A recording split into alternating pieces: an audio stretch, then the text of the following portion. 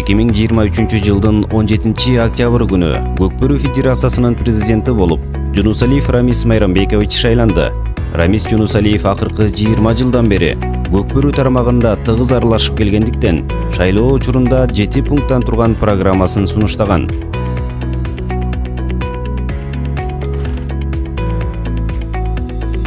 Алдыда кандай гана план коюлбасын, ушул жылга чейин Көкбөрү Федерациясынын туруктуу кеңсесинин жок болгондугунан улам, биринчи эле коюлган тапшырма оюндун кеңсесин табуу зарылдыгы бар эле. Октябрь айынын аягында Бишкек шаарынын түштүк бөлүгүндө 9-21 дарегинде Федерациянын жаңы кеңсеси ачылып, башкармалык кеңешинин жыйындары бир жерде өтүп, ошондой эле жолугушуу жана чечим кабыл алуучу борборго айланды.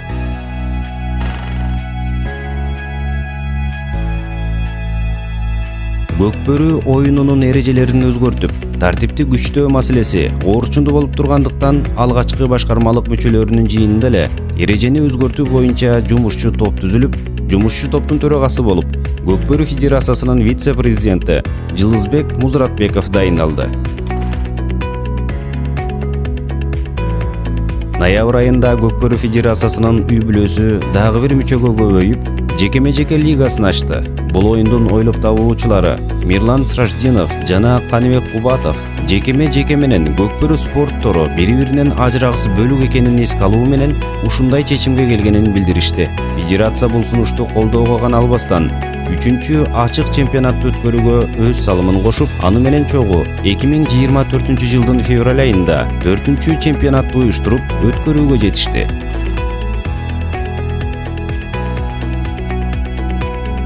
Аймактарда Көкбөрүнү пропагандалоо максатында түз эфирлерди уюштуруу маселеси ачык турган. Жогоруда айтылгандай, жекеме-жекенин 3-чү чемпионатында Көкбөрү Федерациясы биринчи жолу пилоттук режимде түз эфирди Федерациянын YouTube баракчасы аркылуу жалпы кыргызстандыктарга көрсөттү.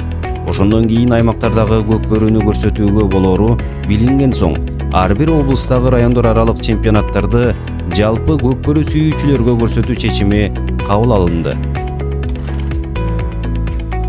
Көкбөрү Федерациясынын сыртында иштер жүрүп жатканы менен, кеңсенин ичинде сайтты түзүү боюнча жумушчу топ параллелдүү ишин улантып келе берди. 5 адамдан турган жумушчу топ Ноорус турнирине чейин сайтты ишке киргизүү тапшырмасы коюлгандыктан, ар бир оюнчулардын базасын, оюндардын архивин чогултуп, бир программага киргизүү тапшырмасы жеңил болгон жок.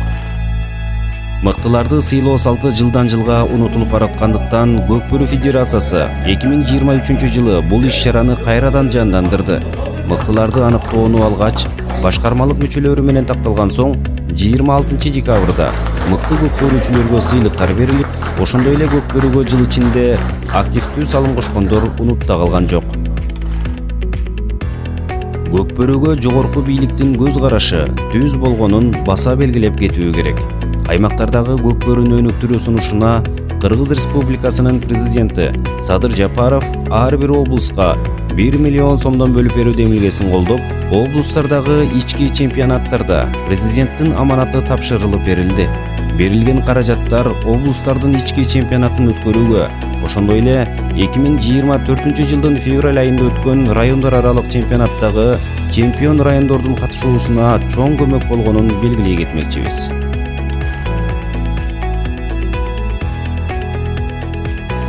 Айтылып өткөндөй эле, Көкбөрү Федерациясы быйылкы жылдан баштап турнирлердин жаңы форматын сунуштады. Ар бир облустан тандалып алынган чемпион райондор арасында Кыргызстандын райондор аралык чемпионатын өткөрүү менен Кыргызстандын мыкты району наамына жалпы 9 команда катышты. Бул турнир алгачкы жолу өткөнү менен Көкбөрүгө керектүү формат экендиги таасын билинди. Райондор аралык чемпионаттын жыйынтыгында Көкбөрү Федерациясы бул турнирди жылына өткөрүү чечимине токтолду. Ушул жылдын февраль айында Көкбөрү эрежелерин өзгөртүү боюнча жумушчу топ ишин аяктаган соң, жаңы эрежелердин негизинде алгач Көкбөрү калыстарын окутуу башталды. Эрежелерде бир топ тактыктар киргизилип, ошол эле учурда айып бузгандарга чара көрүү катаалдашты. Бул өзгөртүүлөр Көкбөрү Федерациясынан тышкары спорттун улуттук түрлөрү боюнча мамлекеттик дирекциядан колдоо таап, калыстардан тышкары Ноорус турнирине чейин командалар жана оюнчуларга чейин тааныштырылды. Федерациянын бирден бир жаңылыгы трансфердик регламенттин иштелип чыкканында. Жаңы иштелип чыккан регламентке ылайык, эгерде клуб, оюнчу же машыктыруучу менен келишим түзсө, федерация юридикалык жактан күбө болуп, үчүнчү тарап болуп бере алат. Алгачкылардан болуп трансфердик регламентти намыс командасы пайдаланып, бүгүнкү күндө трансфердик регламентти каалаган командага колдонууга жол ачылды.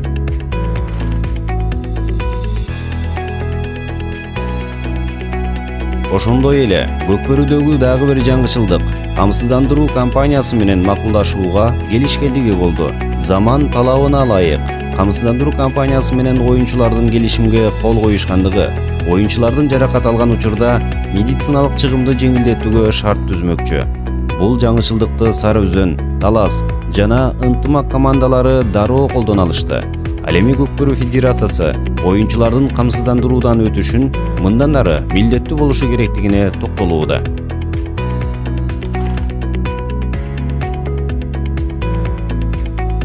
Заманбап коопсуз тайгазандын үлгүсү иштелип чыккан соң көкбөрүүчүлөрдүн көңүлүнө туура келди. Тайгазан 2023 жылы Чолпон Ата ат майданына коюлгандан кийин Кыргызстан жаңы стандартка өтүү керектиги жаралды. Андан соң Бишкек, Каракол, Баткен, Нарын жана Чүйдөгү ипподромдор жаңы тайгазандар менен жабдылып, коопсуз тайгазанды орнотууну чет өлкөлүктөрдө да активдүү кызыгуу пайда болду.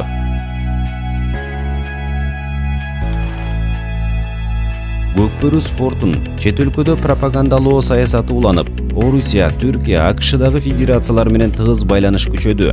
Ошондой эле Кыргызстандагы Швейцария, Улуу Британия, Франция жана АКШ элчилери менен жолугушуулар байма-бай өтүп, башка өлкөлөрдүн кызыгууларын арттыруушууда. Орусия ушул жылдын май айында алгачкы жолу Россия Федерациясынын чемпионатын тайгазанда өткөрүү чечимине келип, бул турнирге Кыргызстандын көкбөрүүчүлөрүнүн коштоосунда көрсөтмө оюн уюштурууга чакырды. Ал эми Түркиядагы Ван кыргыздары да Көкбөрү Федерациясына 2024 жылы Ван аймагында көрсөтмө оюн курууга кызыктарлыгын билдирүүдө. Мындан башка Казакстан тарап менен жолугушуулар Алматы, Астана жана Бишкек шаарында өтүп, көчмөндөр оюндарына көкбөрүнү кошуу талабы айтылып келет. Учурда Казакстан тарап көкбөрү спортун көчмөндөр оюндарынын программасына кошуунун аракети оң багытта баратканын белгилөөдө. Көкбөрү Федерациясындагы ири турнирлердин бири бул Норус турнири болгондуктан, бул мөөнөткө бир катар жаңычылдыктар коштолду. Эрежелер жаңыланып, Көкбөрү Федерациясынын расмий сайты ишке кирип, командалар оюнчу жана аттардын курамын электрондук негизде тапшырууга өттү. Жалпысынан турнирге 40 команда катышып, оюндар Көкбөрү Федерациясынын расмий YouTube каналынан түз эфирде көрсөтүлүп, жалпы көрүүчүлөрдүн саны 3 миллионго жетти. Бул сандар демөөрчүлөрдүн кызыгуусун арттырып, Көкбөрү Федерациясы менен иштешүүгө кызыктар тараптарды көбөйттү. Кошумча киреше булактарын табуу Көкбөрүүнү өнүктүрүү программасында да жазылган. Ошондой эле алдыда программага ылайык кошумча лигаларды түзүү, дүйнөлүк көчмөндөр оюндарына даярдык көрүү жана технологияларды киргизүү өңдүү аткарчу тапшырмалар бар. Көкбөрү Федерациясынын алдыдагы аткаруучу биринчи тапшырмасы улуу жеңиш күнүнө карата 9 май республикалык турнирин өткөрүү зарылдыгы турат. 9 май жана Норус турнирин негизге алуу менен 5-чи дүйнөлүк көчмөндөр оюндарына 2 курама команданы түзүп, даярдык көрүү абзел.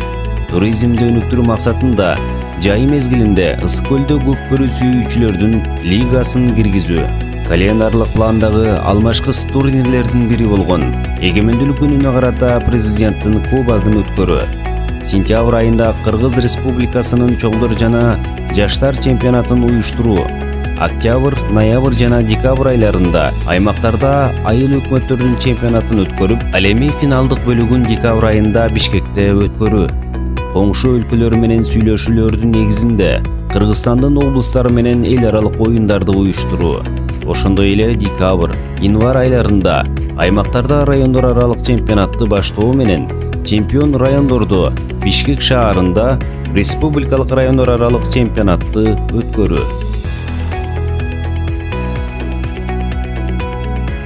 Урматтуу көкбөрүү жамааты, алдыдагы иштерди биз биргеликте толук ишке ашыра алабыз. Бүгүн дүйнөлүк көкбөрүүнүн эталонун бийиктетип кармап келе жаткан сиздер. бабалар салган көкбөрүнүн кыя жолун улап кетүү биздин колдо экендигин унутпайлы. Жашасын биз сүйгөн көкбөрү.